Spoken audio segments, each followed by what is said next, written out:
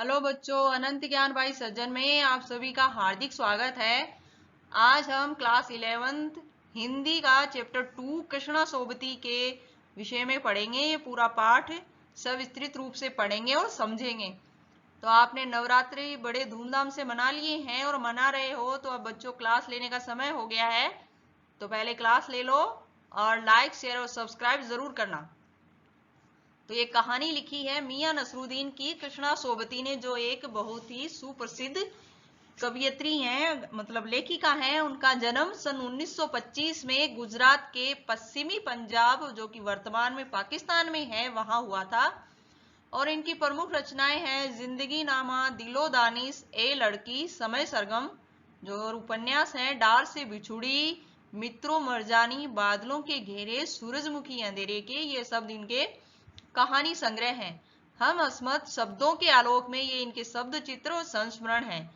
और इन्हें प्रमुख सम्मान मिले हैं, जैसे साहित्य अकादमी सम्मान, हिंदी अकादमी का सलाहकार सम्मान, साहित्य अकादमी की महत्तर सदस्यता सहित अनेक राष्ट्रीय पुरस्कार। प्रस्तुत कहानी जो मियां नसरुद्दीन है, ये एक शब्द चित्र है और हम हस्मत नामक संग्रह से लिया गया है। इसमें खानदानी नानबाई मियां नसरुद्दीन के व्यक्तित्व, रुचि और स्वभाव का शब्द चित्र खींचा गया है।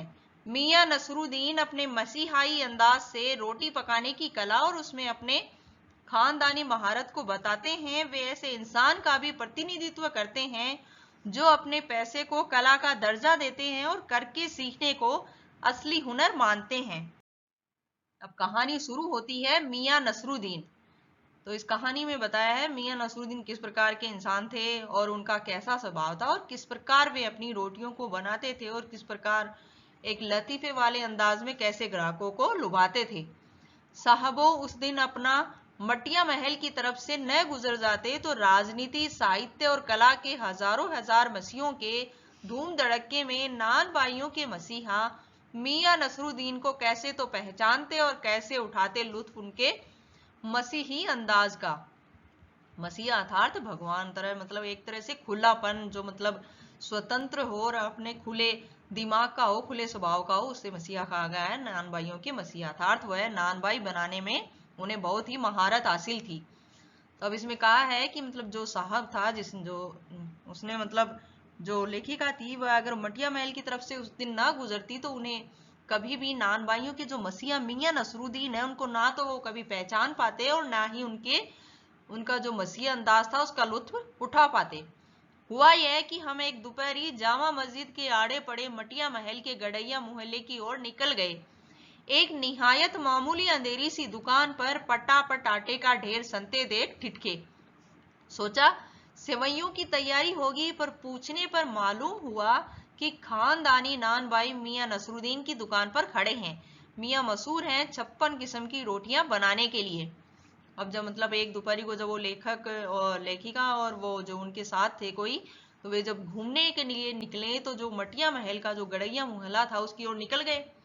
और बातों में वे एक ऐसी अंधेरी सी दुकान पर पहुंच गए जहां पर मतलब आटे का ढेर लगा हुआ था और खूब सारा उस आटे को देख कर उन्हें सोचा कि पता नहीं क्या हो रहा है यहाँ, शायद सवैयों की तैयारी होगी। लेकिन जब उन्होंने पूछा तो वहां पता चला कि वे मियां नसरुद्दीन की दुकान पर खड़े हैं, जो कि खानदानी नान भाई हैं और मशहूर हैं 56 किस्म की रोटियां बनाने के लिए। हमने जो अंदर झांका तो पाया मियां चारपाई पर बैठे बीड़ी का मजा ले रहे हैं। मौसमों की मार से पका चेहरा, आंखों में काइयां भोलापन और पैसानी पर मजे हुए कारीगर के तेवर। अब जब उन्होंने देखा तो मियां नसरुद्दीन उन्हें कैसे लगे, तो वो बैठे थे चारपाई पे और बीड़ी का मजा ले रहे थे और उनका चेहरा ऐसा लग रहा था मतलब जैसे पका हुआ, मतलब जो उम्र दराज चेहरा था और उनकी आंखों में मतलब भोलापन सा दिखा रहा था और उनके मतलब ऐसे लग रहे थे कि वो बहुत मतलब सिद्धस्त कारीगर हैं उस नान बाई में। तो हमें गाहक समझ मियां ने नजर उठाई और कहा कि फरमाइए। और जब उन्होंने हमें देखा, जब मियां नसरुद्दीन ने, तो उन्होंने सोचा कि ये ग्राहक है, तो उन्होंने पूछा कि फरमाइए। झिझक से कहा आपसे कुछ एक सवाल पूछने थे, आपको वक्त हो तो। मियां नसरुद्दीन ने पंच हजारी अंदाज से सिर हिलाया और बोले निकाल देंगे वक्त थोड़ा, पर यह तो कहिए आपको पूछना क्या है। अब जो लेखक थे उन्होंने मतलब मियां नसरुद्दीन से कहा कि अगर आपको कुछ वक्त हो तो हम एक सवाल पूछना चाहते हैं। तो इसमें मियां नसरुद्दीन ने भी सिर हिला के जवाब दिया और कहा कि वक्त निकाल लेंगे, आप तो पूछिए जो पूछना है। फिर घूर कर देखा और जोड़ा, मियाँ कहीं अखबार नवीस तो नहीं है। यह तो खोजियों की खुराफात है, हम तो अखबार बनाने वाले और अखबार पढ़ने वाले दोनों को ही निठल्ला समझते हैं। हाँ, कामकाजी आदमी को इससे क्या काम है। खैर, आपने यहाँ तक आने की तकलीफ उठाई है तो पूछिए, क्या पूछना चाहते हैं। तकलीफ अर्थात परेशानी। अब जो मियाँ नसरुद्दीन थे उन्होंने पूछा कि मतलब आप लोग यहाँ आए हैं तो हमसे जो पूछना चाहते हैं उसके लिए कुछ पूछिए, क्या पूछना चाहते हैं। तो उन्होंने पूछा कि पूछना यह था कि किस्म किस्म की रोटी पकाने का इल्म आपने कहाँ से हासिल किया। तो मियाँ नसरुद्दीन ने आंख के कंचे हम पर फेर दिए, मतलब अपनी आंखों को हमारी तरफ फेर दिया। फिर तरेर कर बोले, मतलब उन्हें मतलब कुछ ऐसे लहजे में, मतलब जैसे उन्हें गुमान हो गया उस बात पे कि वे तरह तरह की किस्म की रोटी बनाने के इनको हासिल कर रखा उन्होंने। तो बोले, क्या मतलब? पूछिए साहब।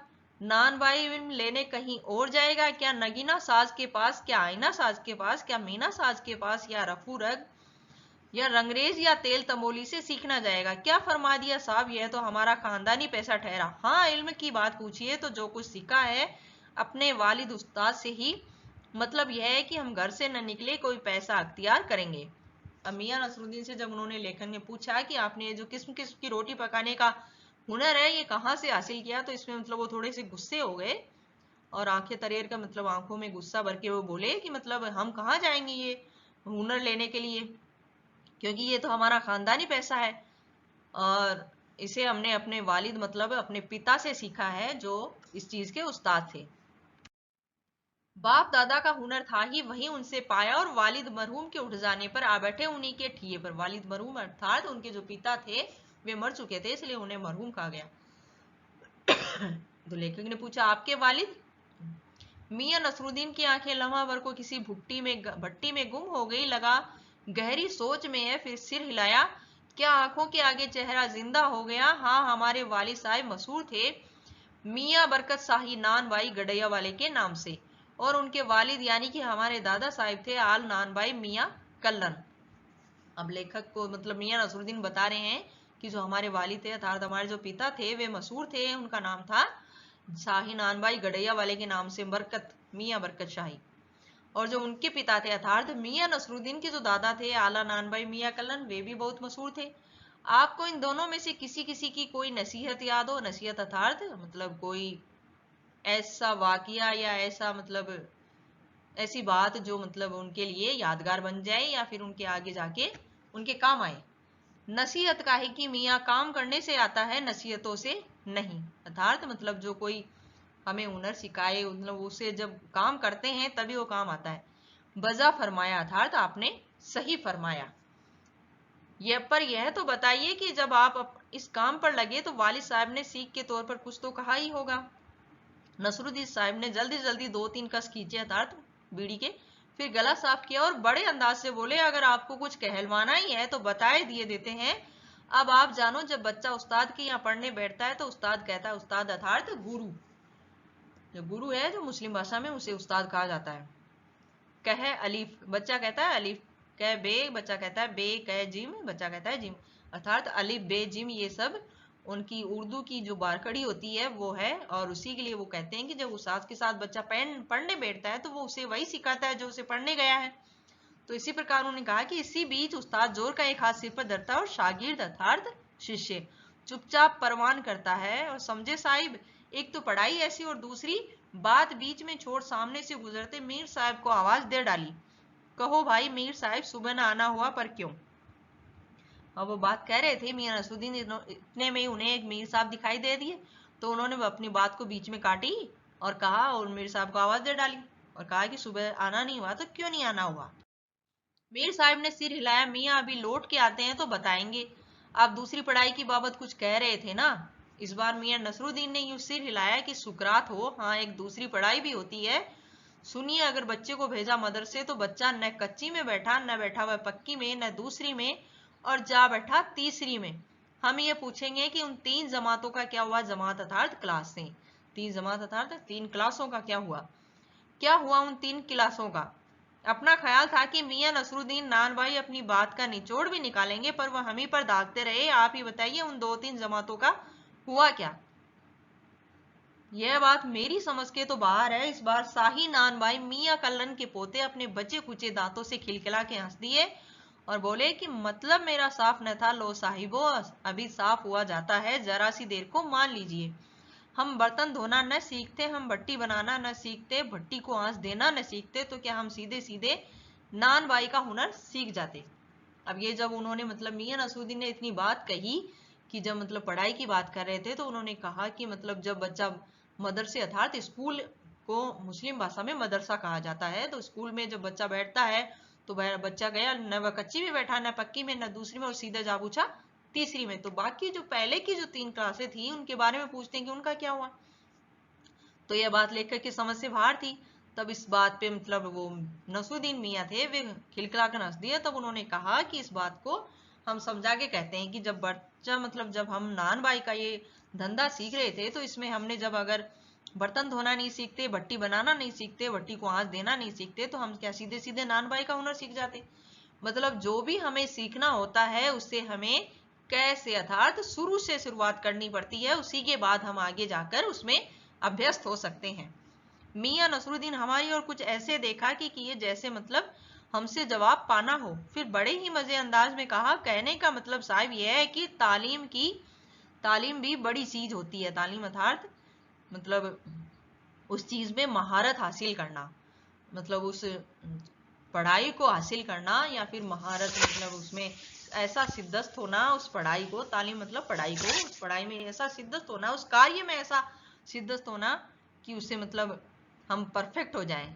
तो उन्होंने कहा कि तालीम की तालीमी मतलब किसी कार्य को सीखना भी उसमें मतलब एक बड़ी वो महारत हासिल होती है। तो उसमें हमने सिर हिलाया, हाँ साहिब मानो।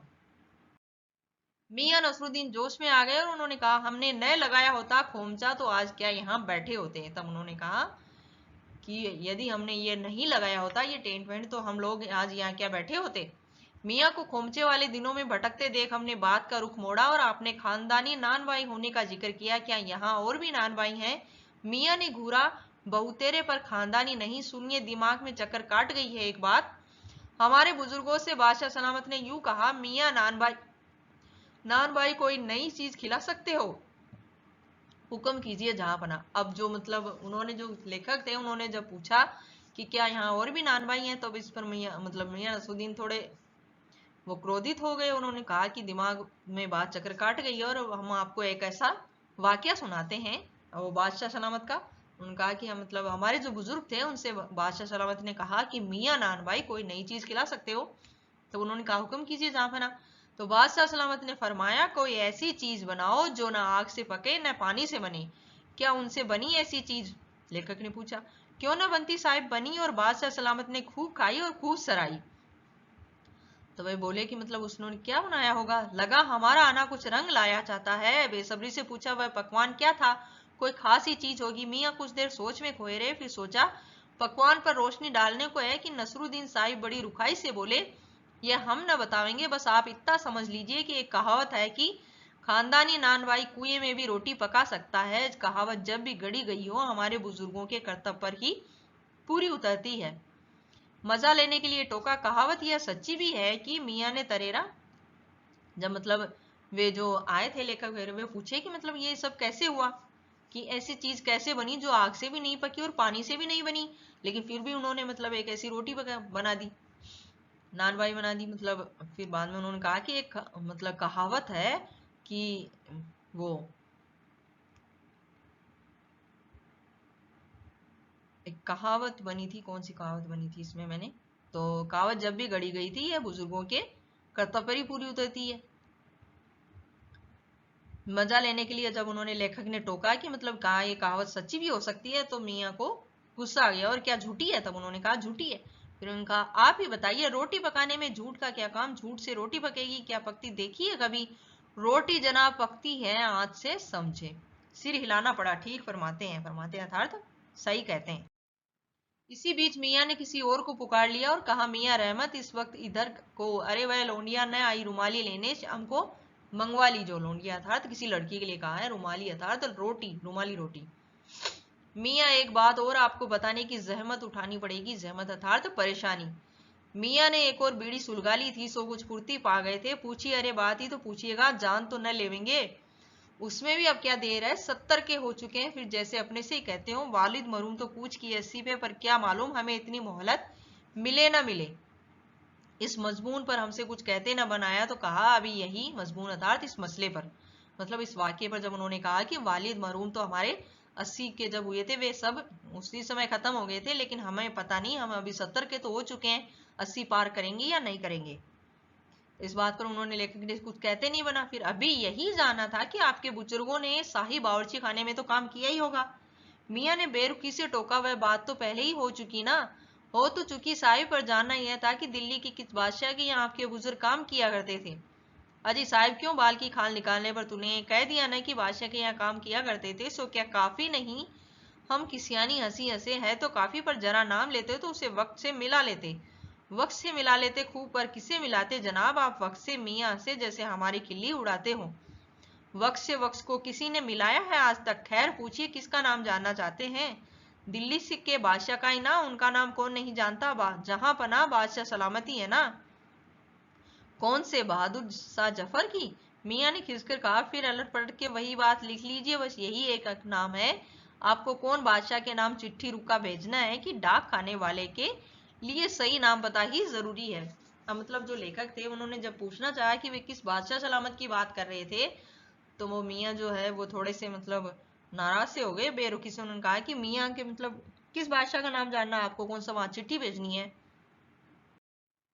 हमें बिटर बिटर अपनी तरफ देखते पाया तो सिर हिला अपने कारीगर से बोले, अरे ओ बब्बन मियाँ, भट्टी सुलगा दो तो काम से निपटे। ये बब्बन मियाँ कौन है साहब? मियाँ ने रुखाई से जैसे फां की काट दी। अरे अपने कारीगर और कौन होंगे? मन में आए पूछ लें, आपके बेटे बेटियां हैं? पर मियाँ नसरुद्दीन के चेहरे पर किसी दबे हुए अंधड़ के आसार देख यह मजबून न छेड़ने का फैसला किया। इतना ही कहा, ये कारीगर लोग आपकी शागिर्दी करते हैं? अब जो लेखक थे उन्होंने पूछा कि मतलब उन्होंने सोचा कि उससे मियाँ नसरुद्दीन से पूछ लें कि इनके बेटे बेटियां हैं, लेकिन जब मियाँ नसरुद्दीन के चेहरे पर ऐसा लगा जिससे कोई तूफान आने वाला है, तो ये मतलब मजमून मतलब अर्थात इस मामले को उन्होंने न छेड़ने का फैसला किया। और इतना ही कहा कि ये कारीगर लोग आपकी शागिर्दी करते हैं, अर्थात आपके शिष्य हैं। खाली शागिर्दी ही नहीं साहब, गिन के मजदूरी देता हूँ। 2 रुपये मन आटे की मजदूरी और 4 रुपये मन मैदे की मजदूरी। हाँ, ज्यादातर भट्टी पर कौन सी रोटियां पका करती हैं? मियाँ को अब इस मजबूर में कोई दिलचस्पी बाकी न रह रही थी। फिर भी हमसे छुटकारा पाने को बोले, बाकर खानी, सीर फाल, ताप शान, बेचनी, खमीरी, रुमाली, गाव, दीदा, गाजेबान, तुनकी, ये सब क्या है? उन रोटियों के नाम जो कई तरह की रोटियां मियाँ नसरुद्दीन पकाते हैं। फिर तेवर चढ़ा और हमें घूर कर कहा, तुनकी पापड़ से ज्यादा महीन होती है। महीन? हाँ, किसी दिन खिलाएंगे आपको। एकाएक मियाँ की आंखों के आगे कुछ कौंध गया। उन्होंने एक लंबी सांस भरी और किसी गुमशुदा याद को ताजा करने को कहा। उतर गए वे जमाने और गए वे कदरदान जो पकाने खाने की कदर करना जानते थे। ये मियाँ अब क्या रखा है? निकाली तंदूर से निकली और हजम। फिर जब इतना सब कुछ हो गया, इतनी सारी बातें हो गई, तब उन्होंने अचानक ही मतलब उन लेखक से पीछा छुड़ाने के लिए कहा, और अचानक उनकी याददाश्त कुछ तेज हुई और उन्होंने मतलब एक लंबी सांस भरी और किसी याद को ताजा करते हुए कहा कि मतलब वे जमाने लग गए, अर्थात वे जमाने चले गए जब मतलब जिस जमाने में हमारी इन रोटियों की कदर होती थी और हमारी इस कला का फनकार थे, अर्थात उसे पहचानने वाले, उसे महसूस करने वाले हुआ करते थे। लेकिन अब क्या है, अब तो ऐसे लोग हैं जो मतलब आते हैं और रोटी खा जाते हैं और उन्हें मतलब कोई फर्क नहीं पड़ता किस प्रकार की है, क्या है, ना किसी कला का वे कदर करना जानते हैं, ना ही किसी फनकार के वो असली हुनर को जानते हैं। तो इसी के साथ हमारी यही क्लास समाप्त हुई और इस क्लास को देखने के लिए आपका बहुत बहुत धन्यवाद। इस क्लास के इस पार्ट लेसन के प्रश्न उत्तर आपको अगली क्लास में मिलेंगे। तब तक के लिए इंतजार करते रहिए अगली क्लास का। तब तक के लिए अलविदा। प्लीज लाइक शेयर एवं सब्सक्राइब जरूर कीजिए।